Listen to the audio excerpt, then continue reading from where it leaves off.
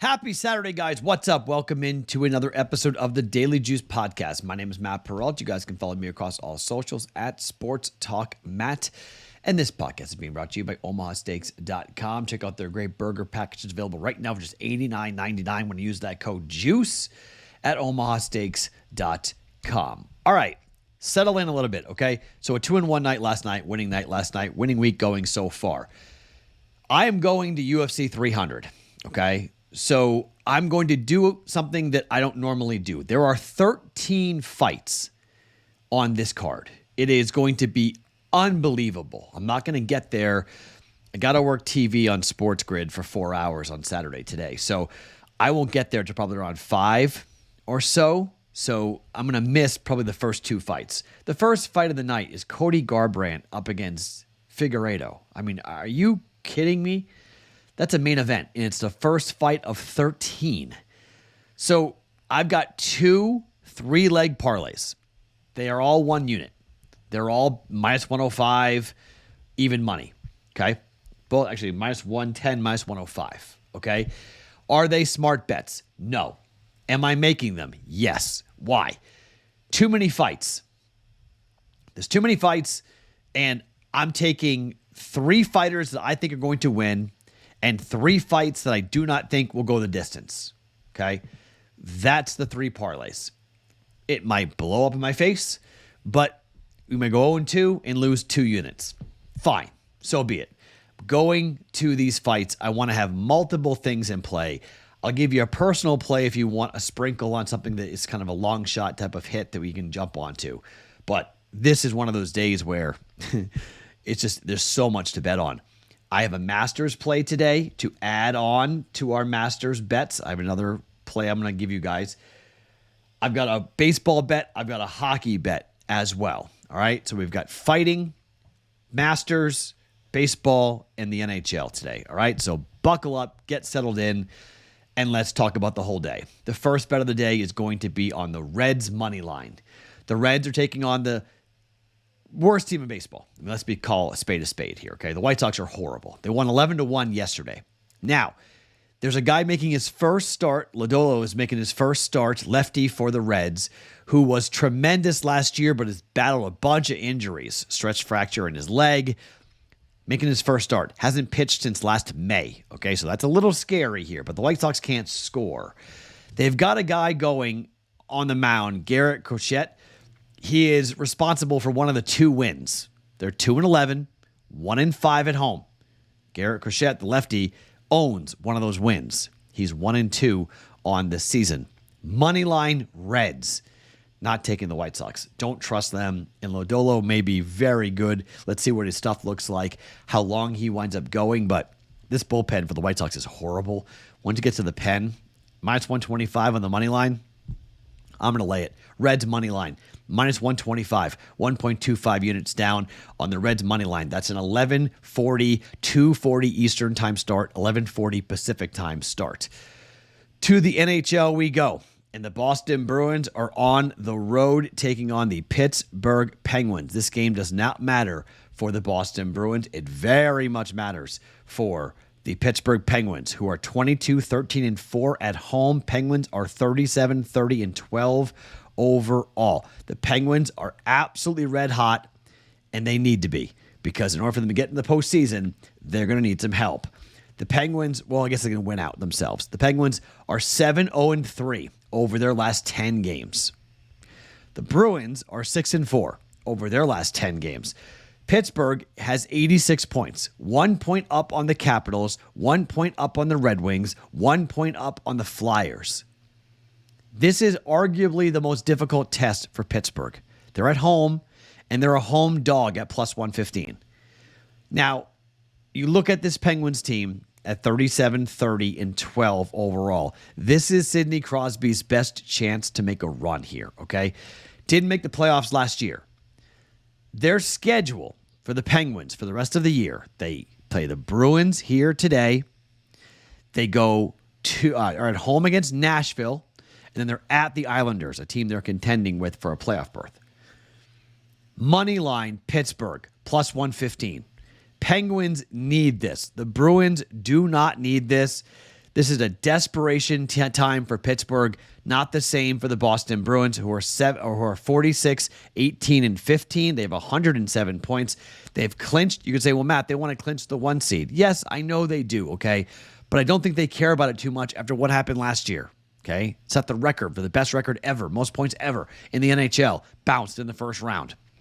Boston wants to win in the playoffs. They don't care about winning the regular season. So whether they're the 1 seed or the 2 seed, it doesn't really matter.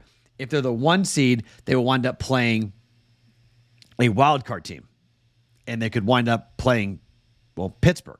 But if they're a 2 seed, they'll play the Toronto Maple Leafs, which is very possible. But Boston always beats Toronto. So maybe it'd be better for Boston to be the 2 seed than be the 1 seed, to be quite honest. Give the 1 seed to Florida and go, all right, that's fine. I mean, the Rangers, I guess, in the Rangers are the 1 seed in the Metropolitan. So, yeah. So right now, Bruins would play play Pittsburgh. No, they play the Lightning actually right now. Bruins would play the Lightning, and the Rangers would play Pittsburgh right now, as of now. But anyway, it doesn't really matter.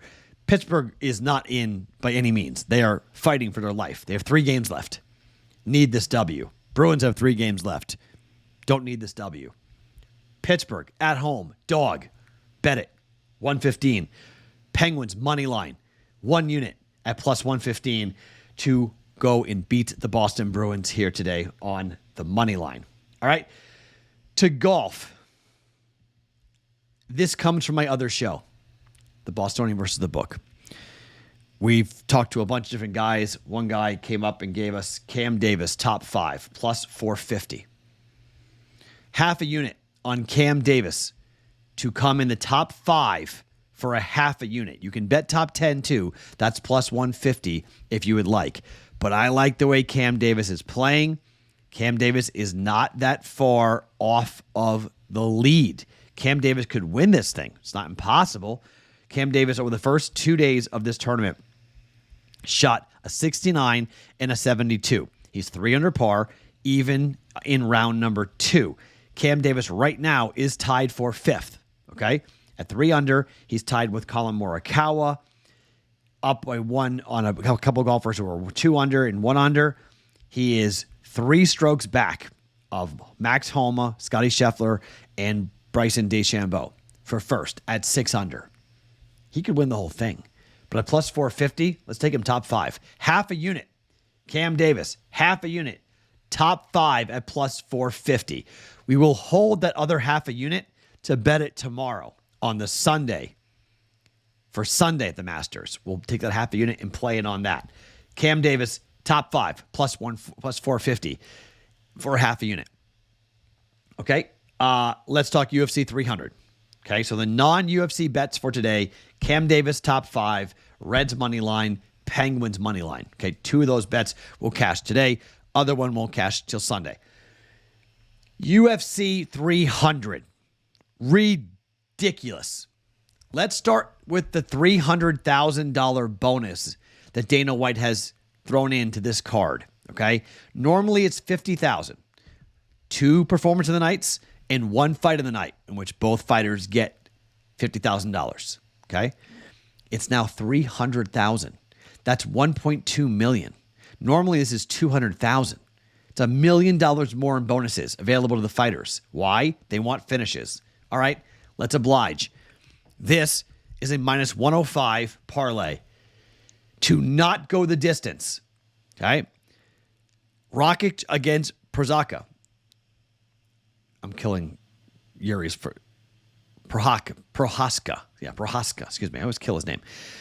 No, will not go the distance. Pereira Hill. No, will not go the distance. And Brundage Nickel. No, will not go the distance. That's a 3-round, 5-round. Will not go the distance. Finished inside the distance. Minus 105. 1 unit. The Rocket fight won't go the distance. Pereira fight, main event, won't go the distance. Bo Nickel up against Brundage, won't go the distance. At Circus Sports, that's a minus 105 bet. Other books are like minus 110. It's okay. We're laying small juice on this. 3 fights, not to go to the cards. Light heavyweight, middleweight. Okay? If Nickel loses, he's not going to wind up going to the cards. So that's, pretty easy there with that. Those 3-leg moneyline parlays are always dangerous in the UFC. But I'm going to the fights. I want to have action on a bunch of different fights. We're going to jump in on that. The other bet is a 3-leg moneyline parlay. We are going to take Bo Nickel, okay? Moneyline. It's minus 1,400. It's come down, but it was minus 2,000. Brundage is a durable fighter, and he's a great story, but Nickel can't lose to that guy. This is Nickel's chance to keep going and build up himself up to a superstar. Nickel, moneyline. Kayla Harrison is 10 years younger than Holly Holm. She's massive, like massive, massive. Fighting at a weight class that no one thought she could make weight at, and she did. Holly Holm's in big trouble. I'm taking Kayla Harrison, moneyline. And the final leg, Zarukian. This dude's a monster. I know Du Bronx and Charles Oliveira is live and dangerous. Okay, but Zarukian is just stupid. I mean, he's a huge superstar. These are 3 fighters who are the next wave in the UFC. Harrison for the women, Nickel for the grapplers, and Zarukian for the all-around mauler that he is. Minus 110, 3-leg moneyline parlay. You're like, Matt, you're laying juice on a 3-leg moneyline parlay. Yeah, I know. But I think all 3 win. Doesn't matter how. Cards, knockout, submission, doesn't matter. Just win. They win, minus 110. If you want a sprinkle on something that's somewhat of a long shot, had a guy on my other show talking about this. I like it.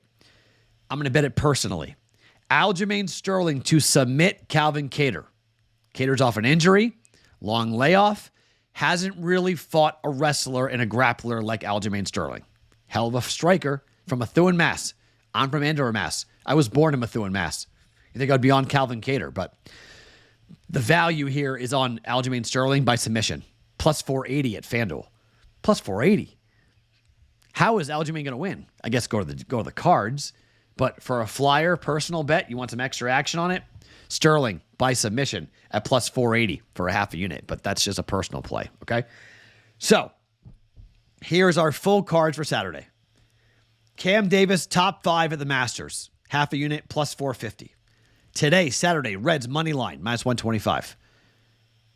Penguins money line, plus 115 against the Bruins. Reds against the White Sox. Parlay for 1 unit. These fights will not go to the cards. Prohaska, Pereira, and Nickel.